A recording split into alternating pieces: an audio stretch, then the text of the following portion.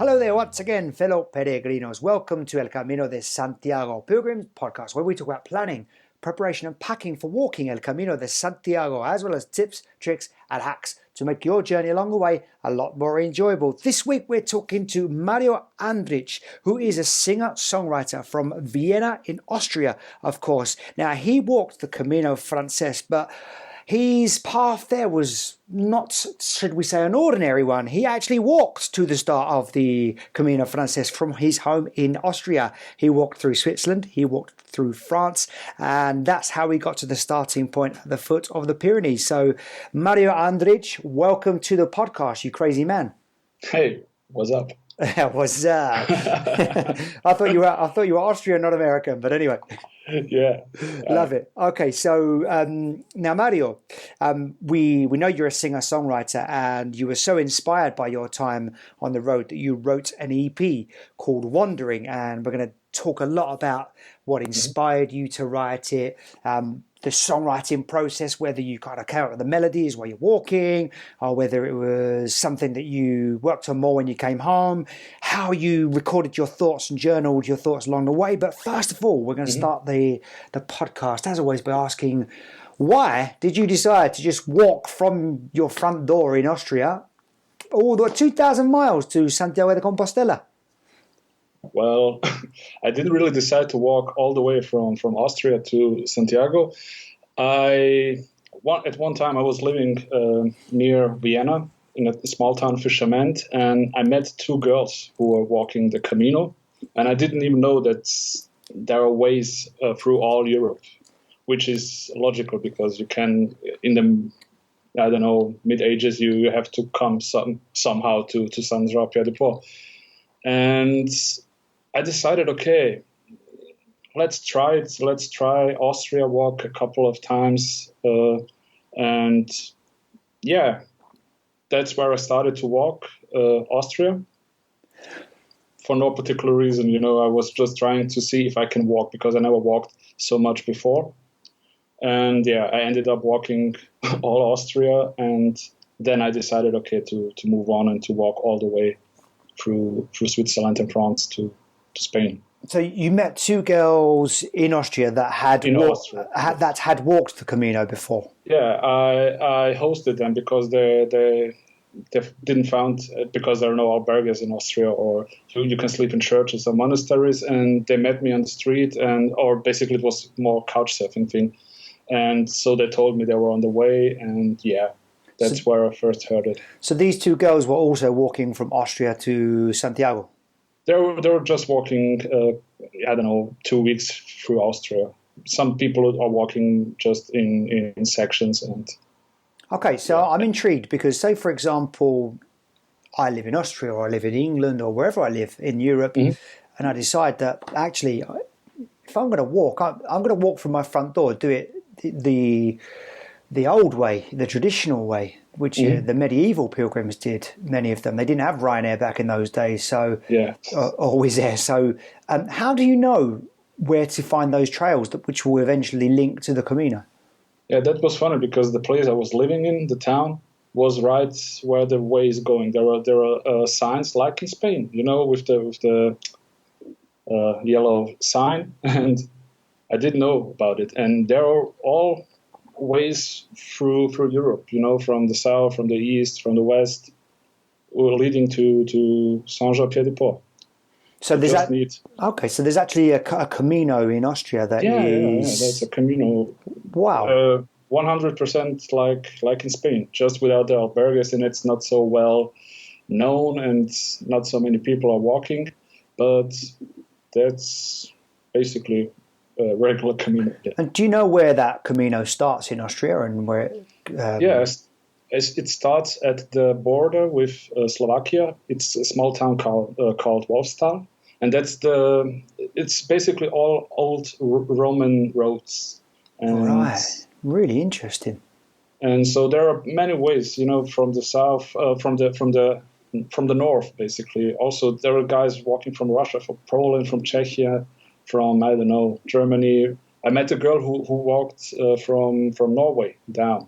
So there are many ways to Santiago. It's almost hard to imagine that, I walked 500 miles and I was thinking, wow, that was far, and that I'll never do anything like that again. And I did, but anyway, but there's people that have walked from as far as Russia and Norway, that far Yeah. north.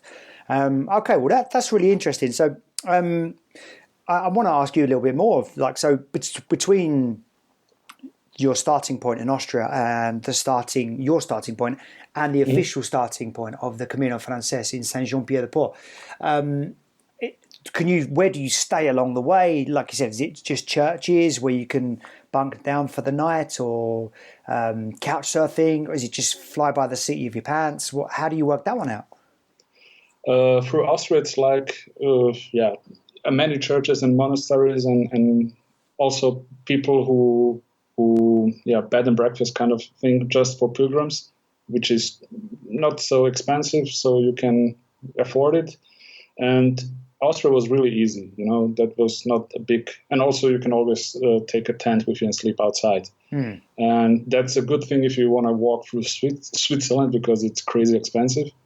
So I would advise anybody to take a tent with you if you want to walk through Switzerland. It's beautiful, but it's crazy expensive. But also you have there churches and monasteries and private bed and breakfast. And when you come to France, then the infrastructure starts to get really good. It's like you walk through Spain. There are albergues, they're called gîtes, gîte d'étape, gîte de communal. That's like a municipal or a private albergue in France, and it's really great organization, and the way is also really, really good signed, and you get already the Camino feeling. In Austria and in Switzerland, it's a little bit less, but France is really good. So, that Camino, the famous Camino hospitality that you get from fellow pilgrims and the natives in Spain. I've never walked the Camino in France, aside from that little portion from Saint-Jean-Pied-de-Port up into the Pyrenees. But so along for kind of Austria, Switzerland, there's less awareness, I guess, amongst the locals that pilgrims are coming through their town. Is that a fair assumption to make? I think the people are aware. There are small towns and they know, because there are a lot of people coming.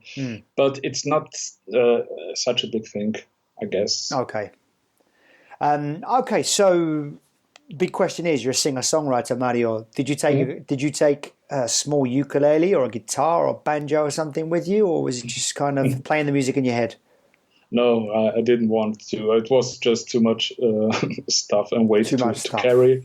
So I didn't want it. But especially in France and in Spain, there are guitars and ukuleles everywhere, in every albergue and every sheet. And so there was always some crazy people who were walking with instruments. So there was a lot of jamming going on. Lovely. So any potential pilgrims who are listening that are musicians, that you heard it there, you don't have to take your instrument with you. You'll find some at many of the gîtes and albergues along the way. So good advice there, Mario. Thanks a lot. So like I said, we're going to talk a little bit more about your music in a little while. Your music, as I said to you in our pre-interview chat, reminds me of a British band called Bear's Den. Really nice folky feel to it. And before we do that, I want to ask you, imagine you were to go back on the Camino. Imagine someone said to you, right, Mario, we're going to walk the Camino tomorrow, and you had to pack your backpack right now. What would be the three most important things you'd put in there first, aside from obviously your backpack, your footwear, and your socks? I guess a camera, because I love to document stuff. And then another thing is a bandana is really practical. And I also would pack my camelback, so I don't have to carry water in bottles and stop to have a sip. So that's my three main things, I would say. Yeah, super convenient, the camelback, because as I've recommended it before, you just get the straw that pokes out your side pocket, goes over your shoulder, and you just draw water from a little teat. As and when you're thirsty, you don't have to worry about get your back carrying water in your hands or on your back or out your pocket, and it can be super tiring. If every time you want to drink, you have to take your bag off your back, and and you hydrate. You tend to drink a lot more that way as well, so you hydrate a lot more. So good stuff. And you said the bandana was super practical. Why? yeah, you can get how do you say it? You protect yourself from the sun. Mostly my neck is getting burned. So if I carry it around it, so I'm protected, and also with my hands. And you can always make it wet and put it on your head, so it cools you down a little bit. And you can use it for all kinds of stuffs to have stuff around you, so you don't have to carry it. You can just put it in the bandana and have it around anywhere at your body. Yeah, it's a really good point. It could be a tourniquet if you get like a cut or something like that. I'm exaggerating a little bit there, but interestingly, I like what you said about the bandana, because obviously we're on the Camino. We are heading forever west. We're always going west. So when that sun comes up in the morning, that's in the always east. on the back. Yeah. Always on your back. It's a really good point. Really good point. So that bandana. And it's so annoying if you get a sunburn on your neck. It's the worst thing. Yeah, I mean, I'm English, so one bit of sun and I get sunburned anywhere. So yeah, that's a really good point. English with Irish blood. So yeah, I'm definitely not good with the sun. So I think that's a really good advice. And obviously in this day and age, it could be a face covering as well. So it could double up as a face covering. So good advice there. And your camera. So big question. I mean, how do you make sure that you don't miss a snap along? How do you find the balance between keeping, because I find this kind of difficult myself. Like, my wife is my photographer when I go on the Camino, so not my photographer, but she is the team photographer, should I say. And how do you find the balance between keeping moving and making sure you don't miss a moment as well? You don't miss a moment anyway. You miss some moments to capture it, but you capture it in your head. So it's also good to have some stuff you don't capture on the camera. So it's just for you. And yeah, it's like Russian roulette. It's something you capture, something you don't. And yeah, I'm happy with everything I have on the camera, every photo or scene So I try not to think too much about it. Just when I think this is a nice scene, I take the camera. And sometimes it's a nice scene, but I don't want to go for the camera. I want to enjoy the moment. So yeah. I mean, it really struck me the difference between.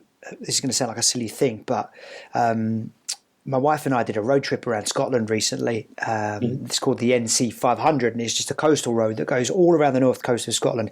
Absolutely spectacular scenery we saw, but you're driving and you see something and you've already gone past it. And that's the wonderful thing about doing a trip on walking. You don't miss things, and you can stop. You haven't got to look behind you to see if someone's going to smash into you. And that's why I think, like and after I did this, my friend recently invited me on a road trip back down to Spain from England. And I thought, actually, road trips compared to walking trips, it doesn't even compare. Like, I'd much rather just walk. Not only because of the health benefits, but, just in actual taking things in and not missing a moment. So, and just one word of caution. I mean, my wife took literally hundreds of photos. I'm sure you did as well on the Camino Portugues, our last one. And we got home and we didn't save the photos. The camera, her iPhone crashed and we lost them all.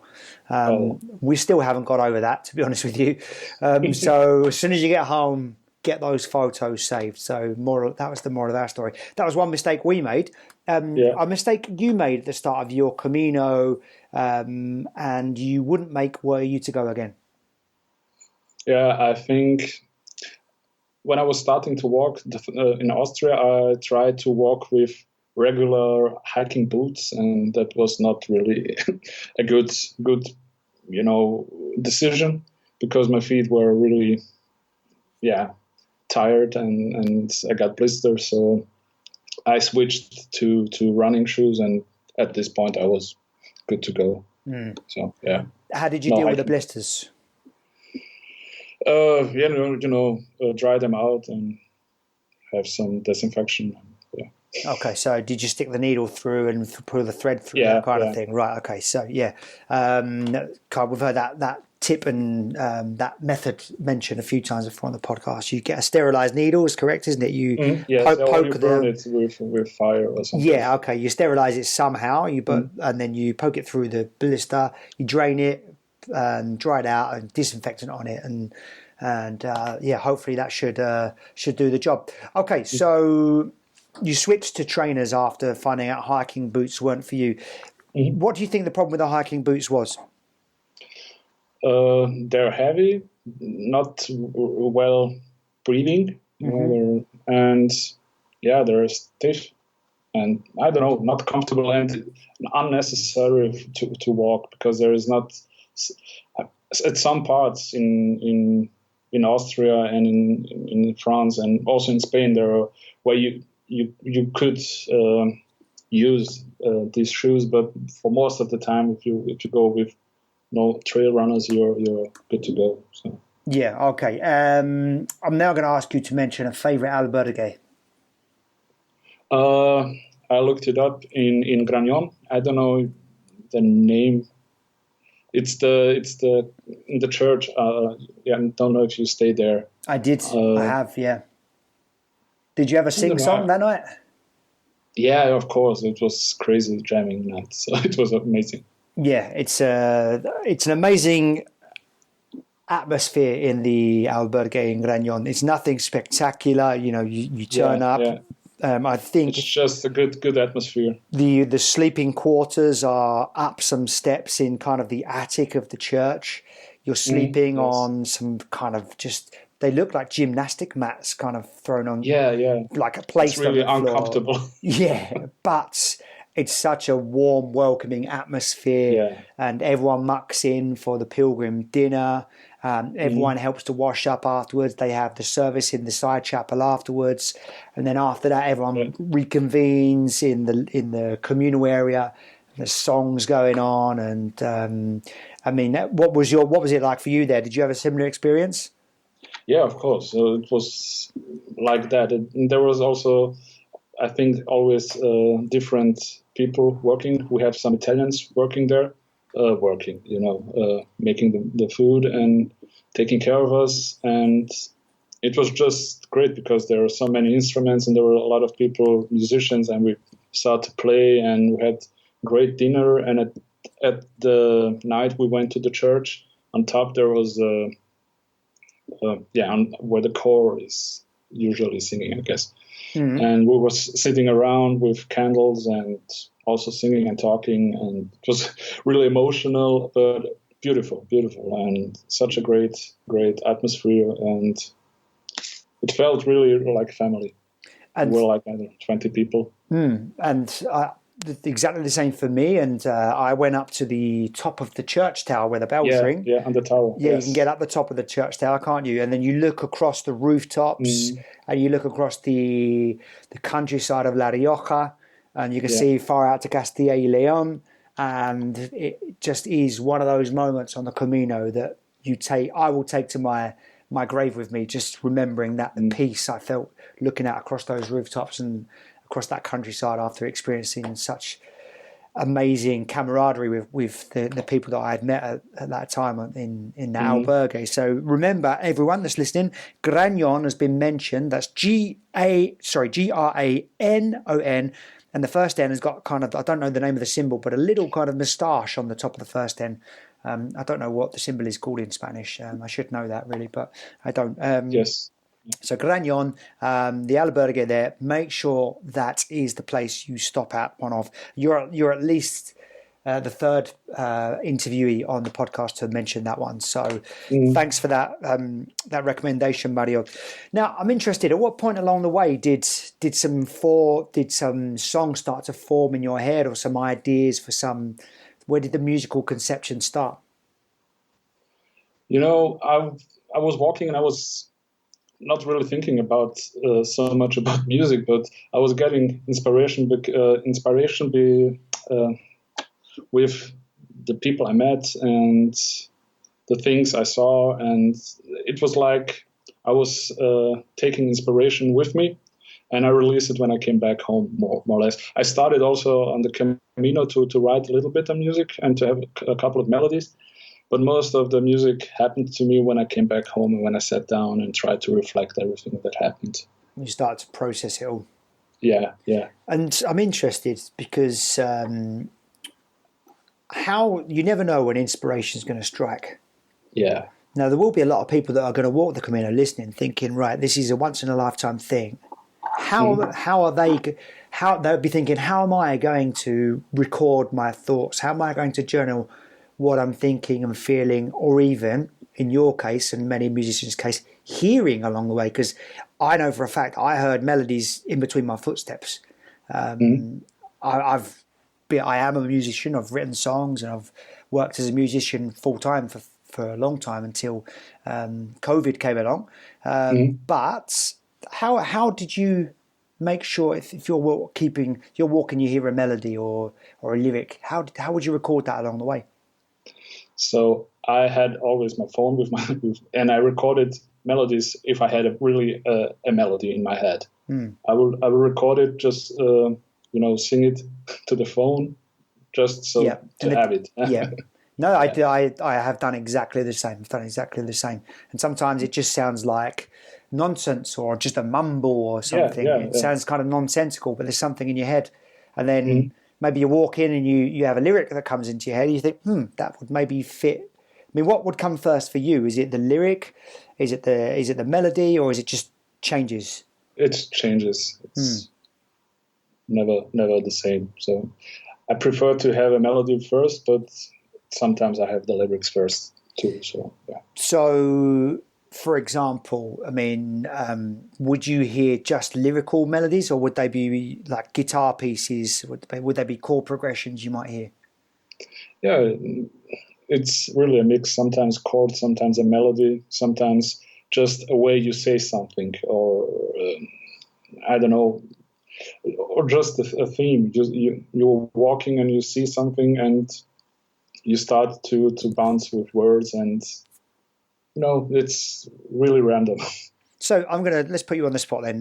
One of your songs on your EP, Wandering, is called El Camino. So yes. Tell us how that came together. The EP Wandering is more like instrumental EP where I wrote music for maybe a movie I was planning to do about the Camino, or a documentary. And El Camino was special because when you walk on the path, on the sand or stones, you have these sounds, and it's like as a musician, I always walk like in rhythm, and when I'm listening to music, I always follow the rhythm, and it's like percussion for me when I walk, and I hear and I also had a stick sometimes, and I improvise the stick, so I had this kind of rhythm, and I took this idea with me and tried to make a music about or a melody or arrangement around it. So. And that's why I call it the Camino, the way, because it's the way literally inspired me to. Okay. Well, we'll ask you to remind the listeners where they can hear that at the end, because I know you on Spotify, your page is called Andric, isn't it? And that's Andric, Andric. Okay. So yes. If anyone's listening now and they're intrigued, go to Spotify, look for Andric and listen to the song El Camino. Now, favorite city, town, village, or perhaps it could be a hidden gem somewhere along the way not everyone knows about, but they should. I really liked it. It's not in Spain, it's La Puy, because I have no idea what La Puy was, but it's like a starting point for French pilgrims, and it's amazing. It's like you are back in town, in time.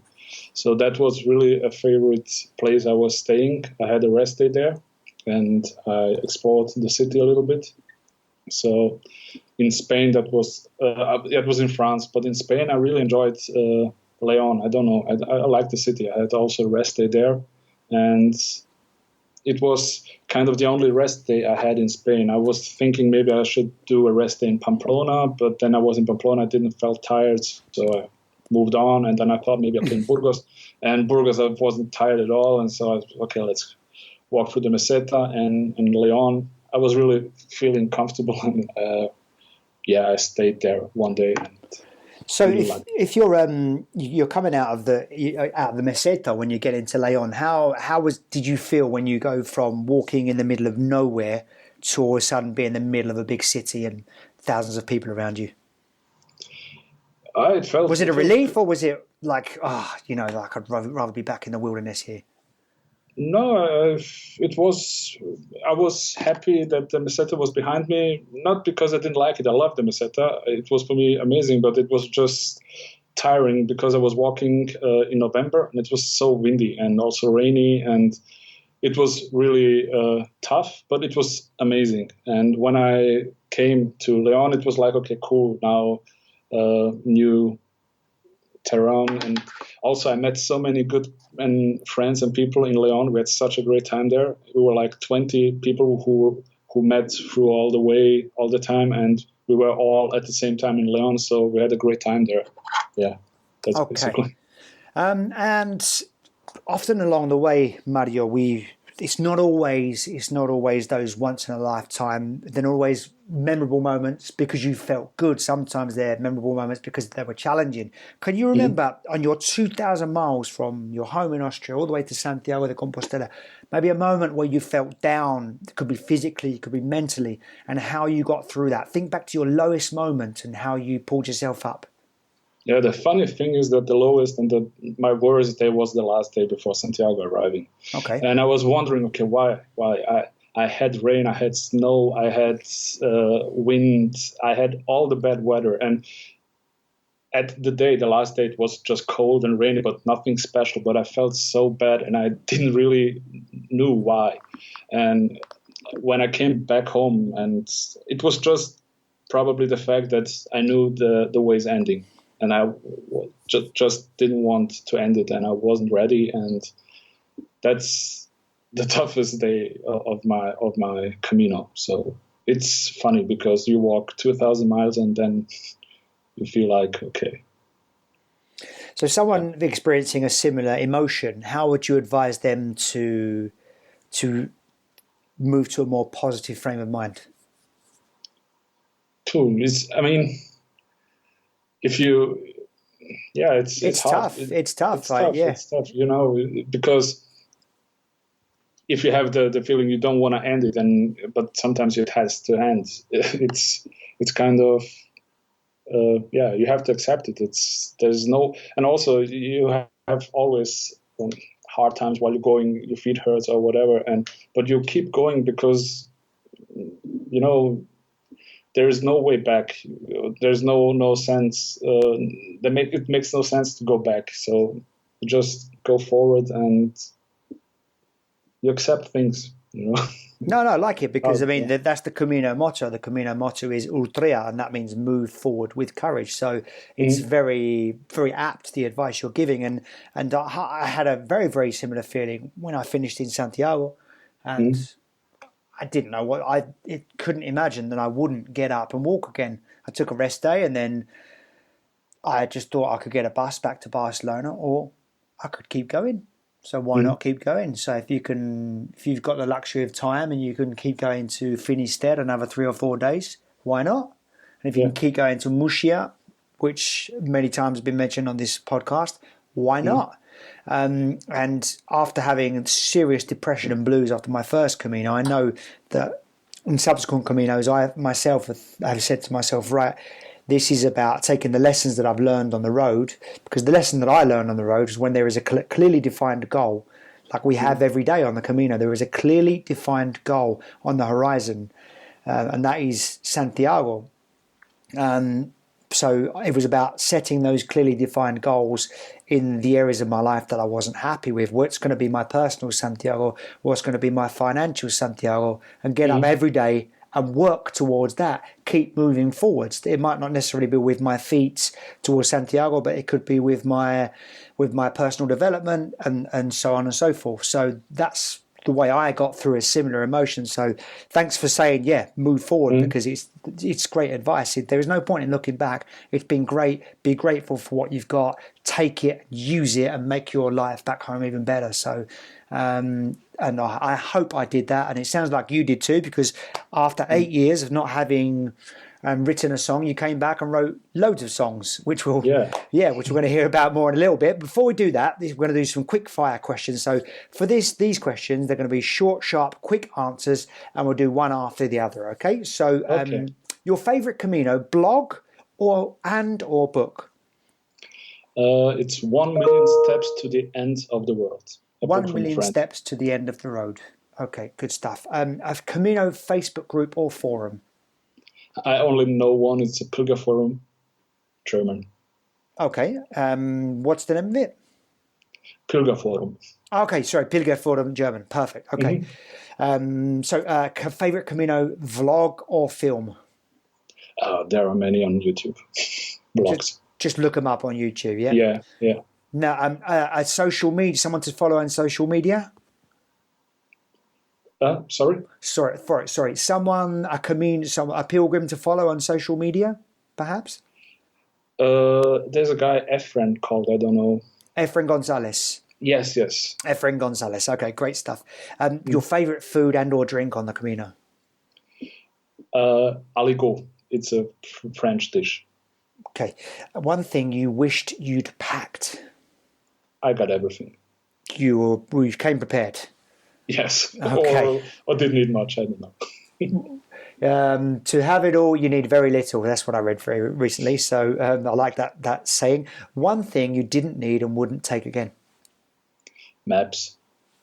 Okay. Hardest part of the Camino for you? The last day. Best part of the Camino for you? The people. A mantra or a meditation kind of like, for the road? Just be quiet and listen to the surrounding. Like it. A guilty pleasure you carried with you? Camera gear. Okay. And maybe a Camino application or internet resource? I didn't use any. You went off the grid? Yeah, I wasn't off the grid, but I didn't really use anything. Okay, I know Gronz is a good one as well. Gronz is a really good one. GRONZE.com. Very, very useful app as well. That shows you all the different places to stay along the way and how many miles between each one. So look that up as well. Okay, so back to the main discussion. So let's talk a little bit about, you said in that little section there, you said the people for you were the best thing about the Camino. And I wonder if you can recall an encounter with one of those people that you met along the way, an outstanding memory, a story that stands out from your 2,000 miles on foot. There are so many. There are literally many people I met and I'm still in contact with. But I would like to talk about Austri. It's a guy I met somewhere in the middle of France. And the funny thing is you meet always people on the way and you never know how much are you going to walk with them. So the temple and where is somebody going to stay. And I met this young guy, he was like 20 years old and he didn't have a phone with him. So he was really off the grid and tried to be as present as possible walking the Camino.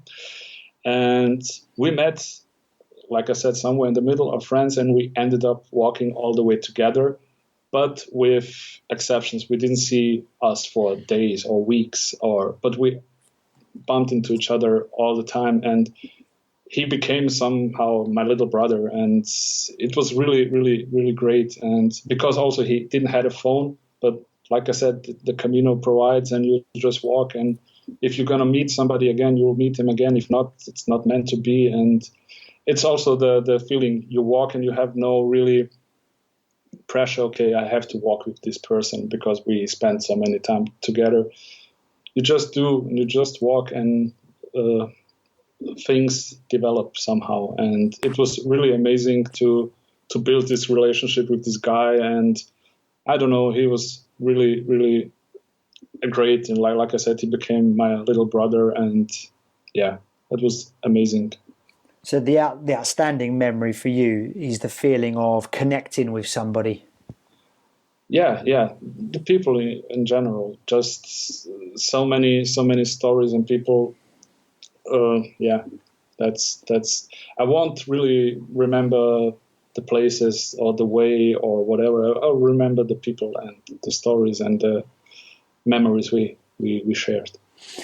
Now, I'm intrigued, Andriy, because, sorry, Mario, Andriy is your friend that you met in France. So, Andriy, if you're listening, that was a subliminal hello to you.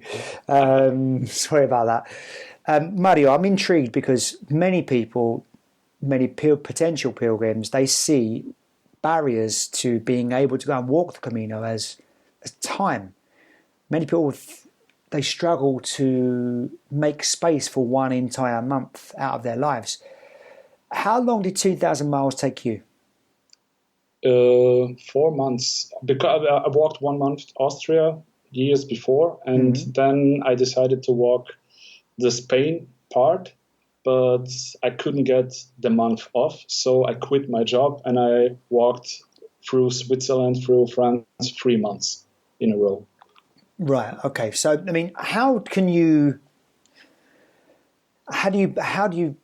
pluck up the courage to make that brave decision to quit a job to be able to do something like this? I mean, maybe for someone who's a musician, it comes naturally because it's all about freedom and creation and expression, artistic expression. And if you feel that is being suffocated, then to hell with it. You know, that's pretty much what us, I guess I would say, performers are like.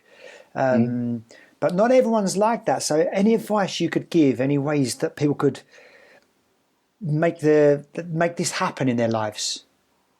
You really need to want it to do this the walk. And if you want to do it, it's not coming for free. I mean, it's free to walk, but you have to make a lot of sacrifices. And for me, the most sacrifices I did was even before I started to walk, quit the job and sell my car and the apartment. And, that's really the big sacrifices I did. And it was worth it. And at the end, when I look back, it didn't cost me so much, So you really sold everything you had? Most of my... Apart from your guitar and your camera? Yeah, and just the apartment, the car. Okay. So you sold your apartment as well? I didn't sell it. I rented it, and I... Okay, right. So you rented out. So what I'm hearing is that you made it happen. You found a way to make it happen, and you made it happen. There is always a way. You just I like it. Really need to decide if you want to really do it. And if you want to really do it, you have to make sacrifices. And without sacrifices, it wouldn't be worth, If anybody... And I met a lot of people who just have the time and have the money.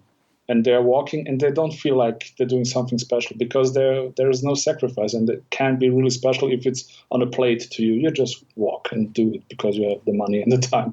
It's not worth it. Yeah, it's really, really good point, because I met an English couple, and they were at the start of the Camino, and they said they were money rich but time poor.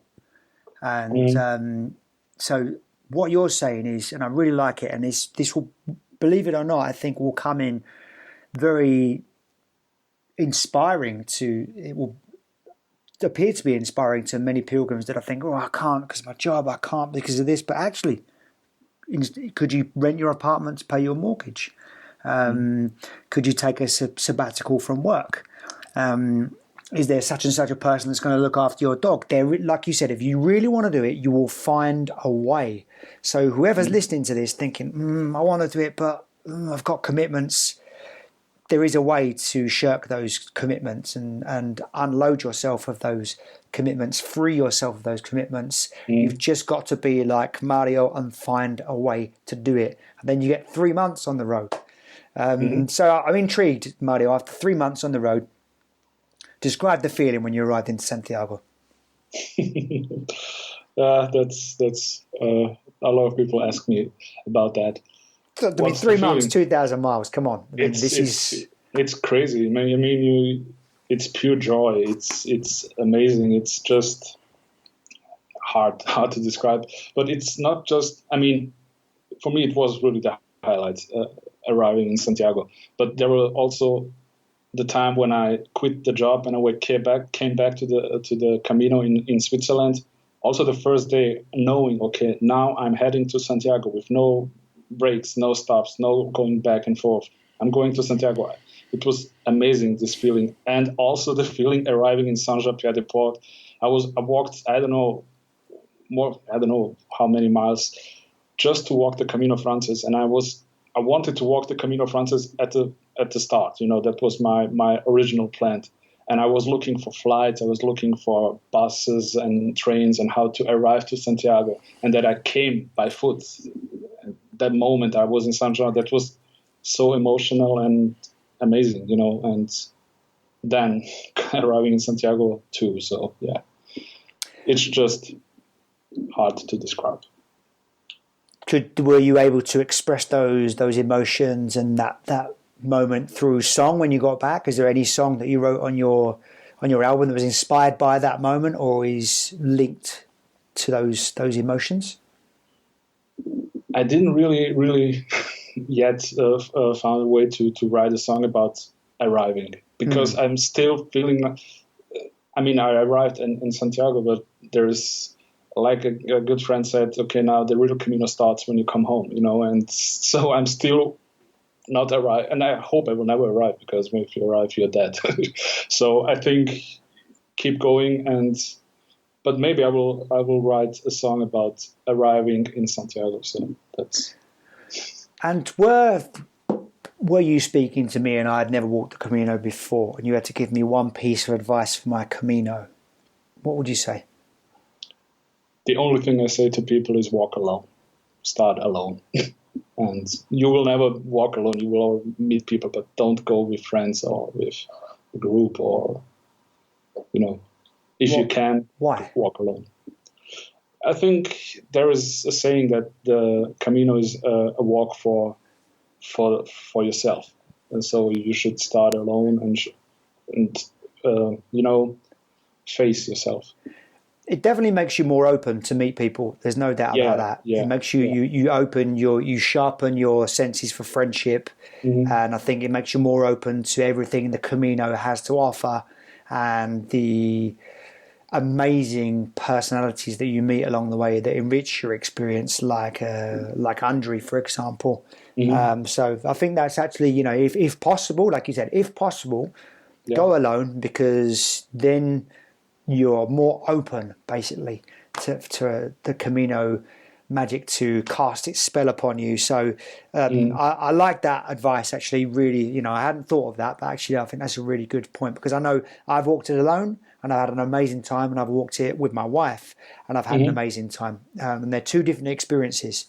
Good stuff. And so tell us about your album Wandering and exactly how that came together when you came home. I started to write songs for no particular reason. I just came back and I started to write music. And I also thought, okay, I had this great experience, this great way, and I recorded so much and I have so much material. So maybe I could, make maybe a documentary, a small film or something. And I also started to write music for that. But right now I'm not really sure about making a movie, also because of the situation we're right now. It's hard to travel, and I would like to have interviews and stuff with friends and people I met along the way, and this is now really difficult to manage. So I decided just to put to release the songs, and maybe I'll do the movie later. So yeah, that's. And in terms of the recording process, I mean, have you done all the production on this? Yeah, it's all home recording. Wow, it's really sounds really high end. Sounds really good. Oh, thanks. Yeah, I'm recording. I started to do recording for many years now, but I really had no inspiration the last couple of years to do something. But yeah, now I have this EP, Wandering, and I also, at the end of November, my EP with the songs I wrote, so with singing, is coming out. It's I'm Gone, and that's the big one I'm more working on and try to make it sound as good as possible. And where can the listeners hear that online? I have a website, www.andric.com. And there are links to my YouTube channel, to Instagram, to Spotify, and other streaming platforms. So, yeah. Okay, so if you want to hear Mario's music, it's andric.com, and there'll be links to all of his music, YouTube channels, Instagram, and everything on there, right? Mm-hmm. Mario, Yes. thank you so much for your inspiration, for your wise words, for your stories, for your help, for your tips. Is there Thanks for another having me. Camino on the horizon? Of course. There's if you go once, I never met somebody who said, okay, they're never doing the Camino again. So for me, if the situation will be a little bit better next year, I'll go the Portuguese, and also try to take this time a guitar with me and maybe promote my songs on the way. And yeah. Have you got an eye on where you will start the Portuguese? I will do the classical from Porto.